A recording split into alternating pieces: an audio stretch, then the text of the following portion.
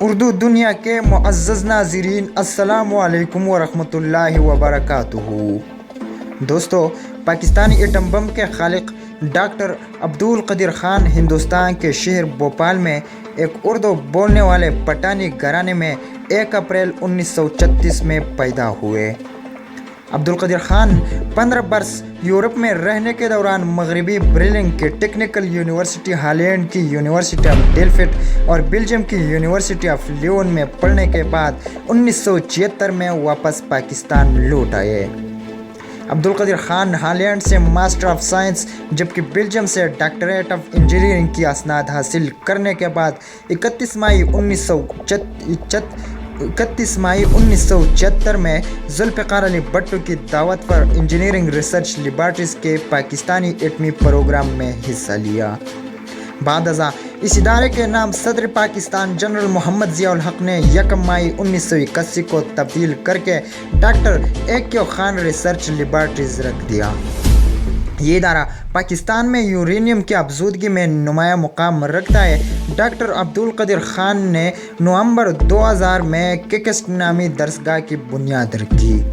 عبدالقدیر خان پر Holland کی حکومت نے غلطی سے اہم معلومات چرانے کے الزام میں مقدمہ دائر کیا، لیکن ہالینڈ، بیلجیم، برطانیہ اور جرمنی کے پروفیسروں نے جب ان الزامات کا جائزہ لیا تو انہوں نے عبدالقدیر خان کو بری کرنے کی سفارش کرتے ہوئے کہا کہ جن معلومات کو چرانے کی بنا پر مقدمہ داخل کیا گیا ہے وہ عام کتابوں میں موجود ہے، جس کے بعد ہالینڈ کی عدالت عالیہ نے ان کو باعزت بری کر دیا۔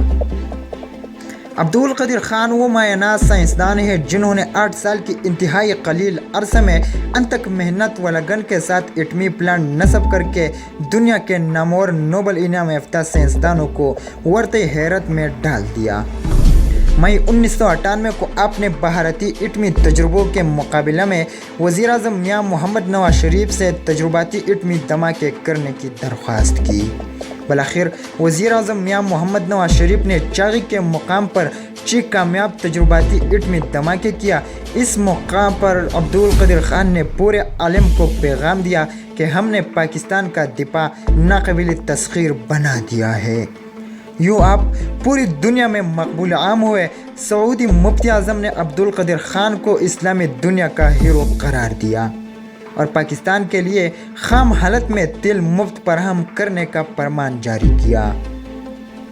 اس کے بعد سے پاکستان کو سعودی عرب کی جانب سے خام تیل مفت فراہم کیا گیا تھا۔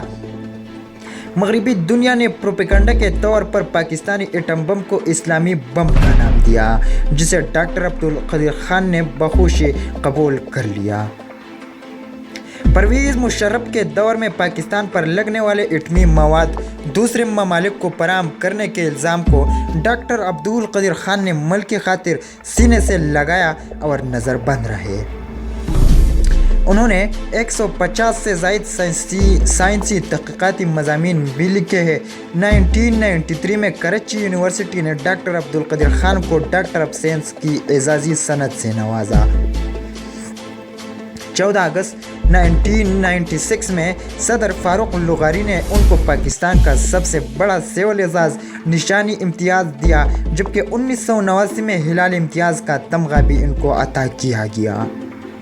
ڈاکٹر عبدالقدیر خان نے سچٹ کے نام سے ایک فلاحی ادارہ بنایا جو تعلیمی اور دیگر فلاحی کاموں میں سرگرم عمل ہے۔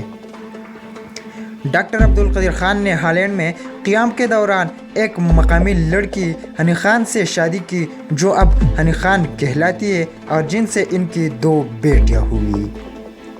دوستو، تو یہ تھا ڈاکٹر عبدالقدیر خان کی فل ڈاکومنٹری۔ اگر آپ کو لوگوں کو یہ ویڈیو پسند آئی ہو تو اس کو شیئر کریں۔ ہو سکتا ہے آپ کے ایک شیئر سے کسی کے دل میں یہ بات اتر جائے، کیونکہ محسن پاکستان ڈاکٹر عبدالقدیر خان پاکستان کا ہیرو تھا، یہ اسلام کا ہیرو تھا، یہ ہمارا ہیرو تھا اور یہ آپ کا بھی ہیرو تھا۔ شکریہ، والسلام۔